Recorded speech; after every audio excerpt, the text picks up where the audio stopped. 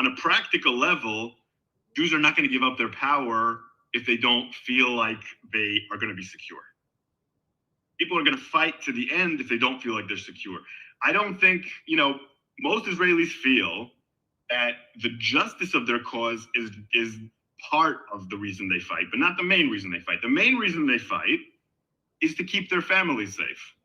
That's why, the left-wingers go to the army, serve, bomb, participate in all these horrible things that are happening, because they're convinced that if they don't do that, that Hamas and Iran's going to kill their families.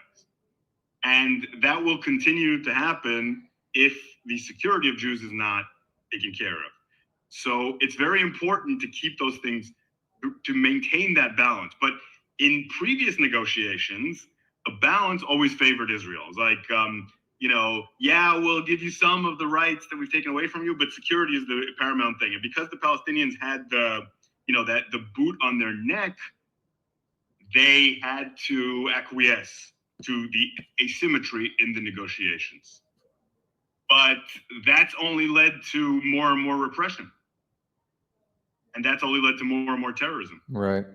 So we need to keep that security in mind.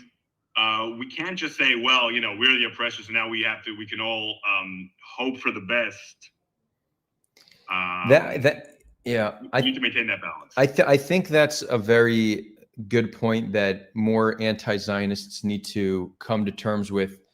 And it's one of there's this approach on the Palestinian side that views us as colonizers. And what you do is you make the cost of colonization so expensive that they leave, right? They view us as just a traditional colonizer movement. Now, I do recognize why to them we're indistinguishable from colonizers. There's no reason for them to see us as an indigenous population just returning. We're a settler colonialist movement. But where they're wrong is that violence is going to work. We're a nation of people that came for no other reason than to defend ourselves, a place where we can be safe from violence. We were created under the ethos of never again. And when we respond to violence with so much more violence, that it's very clearly not working. Now, I don't want to be absolutist. Yeah, can I see a situation where violent resistance gets Palestinians to the entire land one day? Sure, there is a zero-sum solution that either side can achieve with enough violence. But the trajectory so far has been violence has not been good for us, and it hasn't been good for them. So I fully agree with you. The safer we feel, the less radical we become, and the more open we are to all these different solutions. I then do understand people say, okay, but now you're telling Palestinians, that you're telling the oppressed people how they need to act towards you. Well, I'm not telling them. It's just a strong suggestion coming from a place of love. Let's just look at it that way. It's a suggestion.